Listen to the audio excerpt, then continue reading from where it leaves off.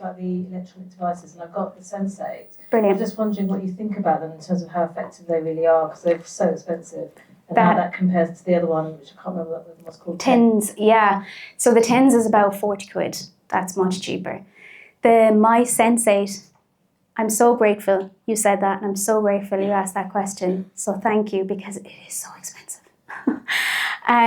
I don't know if I can justify the cost on what, because there's so much more to unpack with all the things that we spoke about. It can be really helpful in your meditation. Some of my clients swear by it, some of them have returned it, okay? So what I find the clients that do find it beneficial, they're also doing other techniques as well. They're not just relying on the Sensate. So for anyone who doesn't know the Sensate, it's basically like this pebble, okay? Sit on your chest and it vibrates. Someone once said to me, now I don't know how much this is true, so don't quote me on it. They said they looked at research on when cats purr, okay? And the purring, that the effect that has had, because purring regulates a cat's nervous system. They tried to emulate that, okay? They're trying to, and then the research in vagus nerve stimulation stuff. So it almost emulates that a little bit, where it's the vibration on your chest while you're meditating. I haven't personally tried it myself, but I did try it once, but I haven't purchased it. I think the TENS machine is much more effective. Now, the only thing with it is it can be uncomfortable because you're clipping just the inner part of the ear where it stimulates the vagus nerve. Have you tried, anyone tried a TENS machine when they're pregnant? Like, it's like that, or gone to physio? No? Okay. So, yeah, okay. So it's just that device, but you're changing the clips. You've tried the TENS, have you, for the clip? No. Oh, for the, okay. So, yeah, the Sensate can be great. Not for everyone. I would suggest try the other techniques as well as doing it. And I think you need to do it more regularly as well.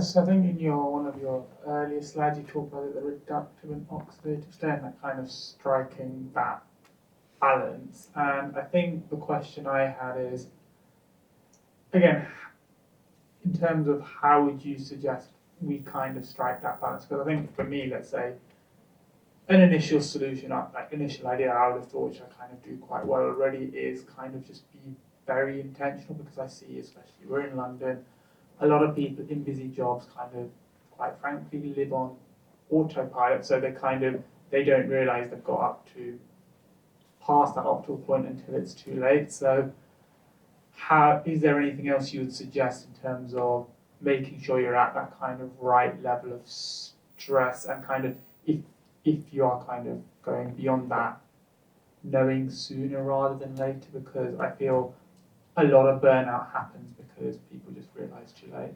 Brilliant question. Really, really brilliant question. So the one thing I say, if you're on autopilot, you're probably not getting stimulated enough. Okay, you're probably not getting enough cognitive stimulation if you're just able to go on autopilot. If then you're wanting to kind of shift, and let's say you want to start running and you want to aim for a 10K, okay? You're not going to do the 10K in a month if you haven't run before. Okay, you want to give yourself at least the 6 months. Now, this is different on different individuals. For me, it would probably take me 6 months to build up to do a 10K. But for another individual, it might take 3 months. So the key thing that you want to recognize is, let's say if it is fitness related, you do that thing and you're not in so much pain for 5 days, 3 or 4 days afterwards, where you can't sit in the toilet, okay, without being in pain. So that's almost too much. You want to make sure that you pace and you build up slowly. And then let's say when it comes to cognitive stimulation, if you're learning a new task, let's say you're learning a language, you're not just going to learn the language in a weekend. You're going to spread it out and pace it the way that works for you. And that's very individual based on the person, okay? So go back to your kind of stress bucket, like I was saying. If your stress bucket is full with so many different things, like let's say you're experiencing a lot of symptoms, let's say your gut is off, say, you've got autoimmunity, or you're dealing with different things, then your stress bucket might be quite full. So it's really about kind of lowering the stress bucket, okay, coming out of that red, but then doing enough to keep you in that hormesis. Does that make sense? Does that answer your question?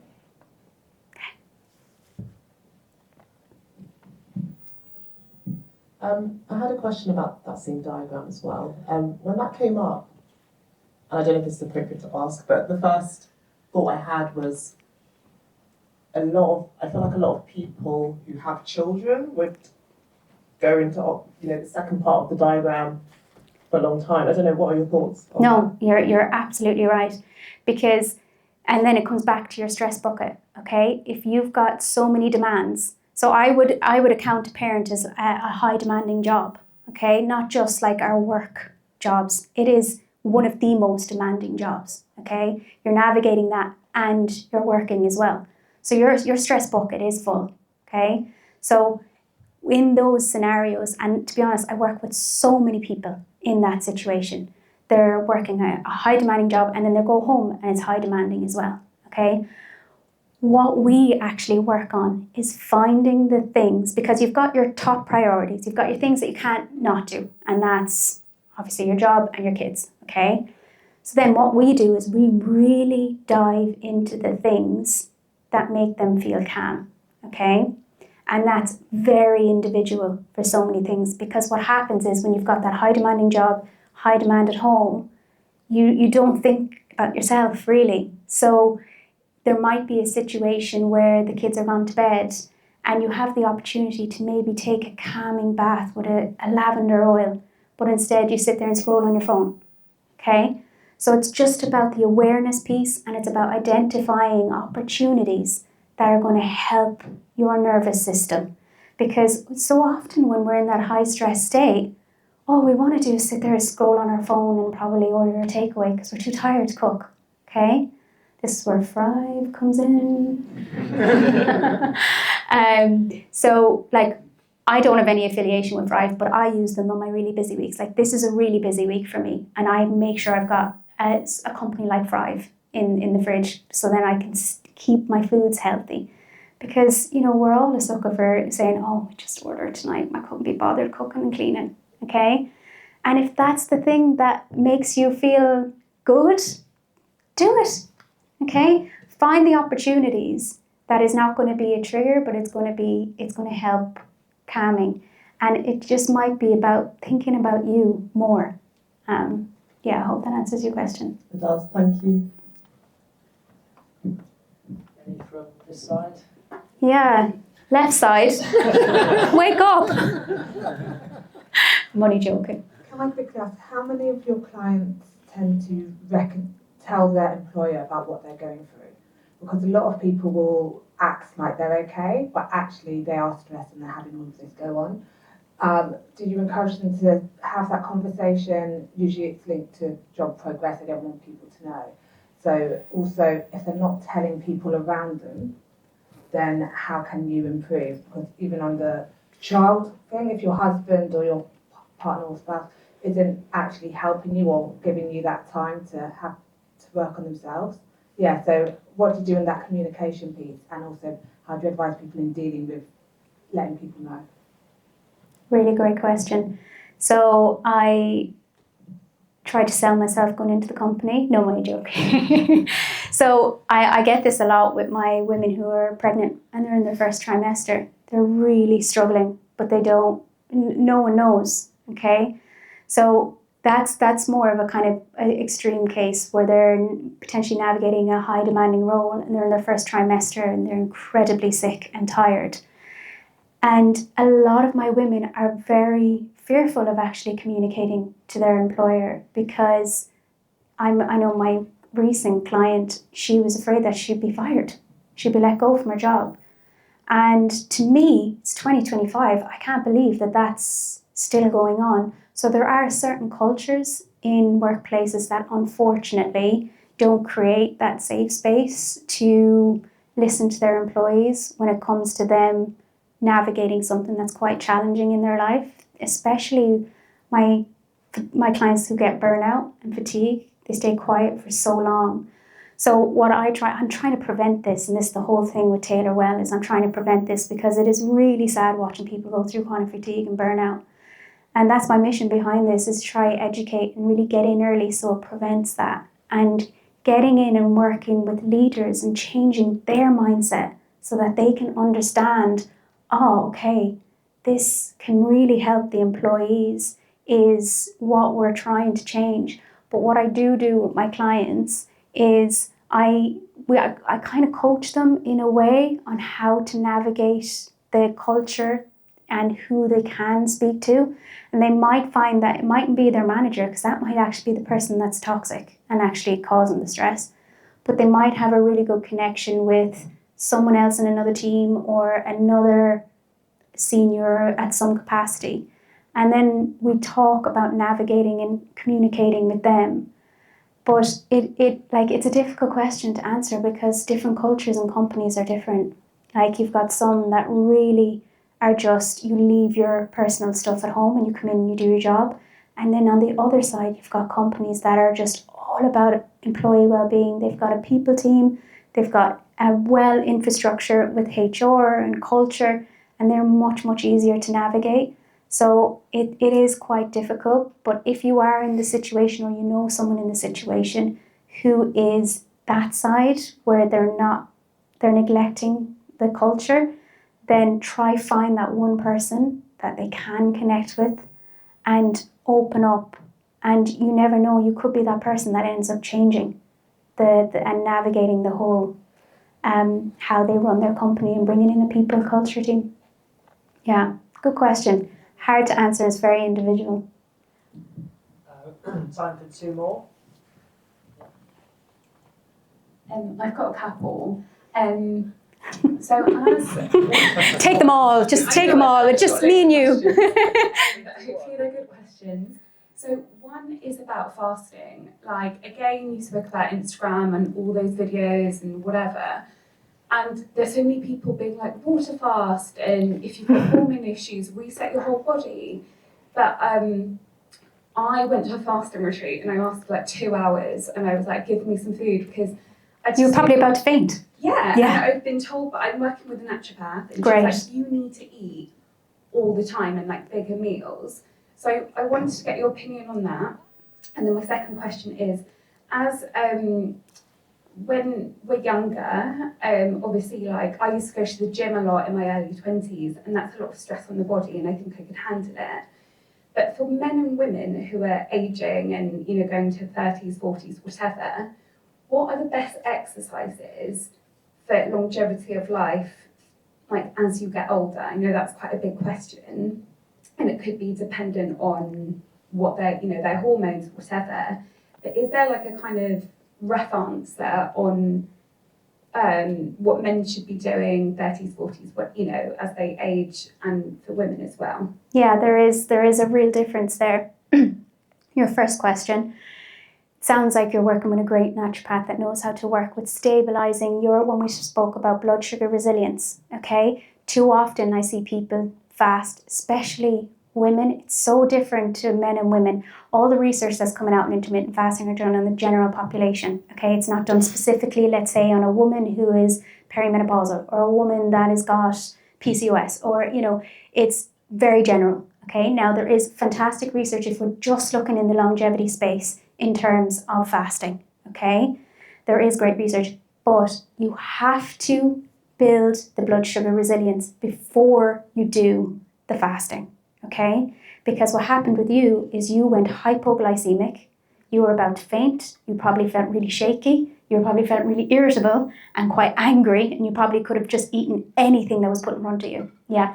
Because you needed to stabilize your blood sugars before you went into that retreat, okay? And that's the unfortunate thing. Like, these retreats, they're great, they're coming from a good place, but they don't understand that aspect of it, which is really important. I went to a 10-day Vipassana silent meditation retreat, and they only fed me twice a day. And I'd say for about a month after, I wasn't right, because I am the person that I need to have my 3 meals a day. and it just wasn't supporting my hormone regulation. It kind of threw it off a bit. I couldn't even meditate for a year after I went to that. Yeah. Has anyone done Vipassana? Don't. No, I'm only joking. It's a great learning experience. Great for meditation, but you're meditating 10 hours a day in complete silence for 10 days. And it's, yeah, I'll leave it there. So you need to stabilize your blood sugars, and then you might be able to build yourself up to intermittent fasting, like having a small window. Maybe your first meal's at 10, your last meal's at 7. Now that's assuming there's no thyroid issues, that's assuming there's no nervous system dysregulation, that's assuming there's no gut, and then you've built up, if you remember all those resilience areas I mentioned, then that is where you can get into a really good place, and that's where we're really getting into the longevity piece. Okay, but you got to do that work first rather than jumping straight in, because then that'll actually stress your system and be counterproductive. Your next question, so there can be different exercises. Now, I'm not claiming to be a fitness expert. I'm coming at it from the angle of hormones. I'm coming at it from the angle of the differences between male and female in different age groups. Okay, so the younger the male, the more testosterone, the more the stamina, the more they can do. As the male gets older, the testosterone reduces, the less they can do, but it doesn't mean it's not enough to keep them in hormesis. It's enough because it's suiting their hormone cycle. Okay, women, it's the same.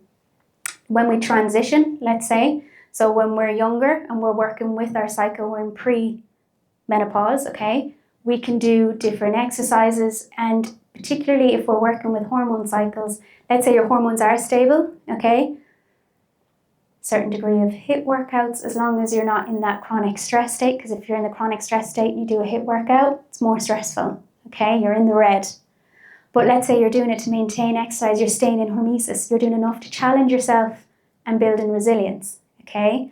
Let's say we're going through them perimenopause years, okay? What's happening here, which is really, really important, okay, is our ovaries are no longer producing estrogen and progesterone, and it is switching to our adrenal glands. Now remember, those adrenal glands are the same ones that push out our stress hormones to release the estrogen and progesterone that we need for health, because we still need these hormones. They're not just sex hormones, there's so much more than that.